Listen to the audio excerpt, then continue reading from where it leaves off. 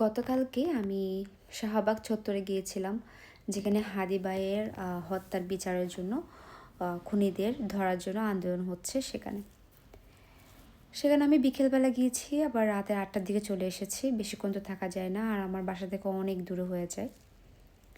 তো সেখানে আমাকে মানে সবাইকেই খেতে দিচ্ছিল। আমি অবশ্য নিজের জন্য খাবার নিজে নিয়ে গিয়েছিলাম, কারণ আমার মানে খেতে হয়, কারণ আমি ডায়েট করছি। কিছুক্ষণ পর পর আমার খাওয়া দরকার সেজন্য। কিন্তু খাওয়া ছাড়া তো মানুষ বাঁচে না, খেতে তো হবেই।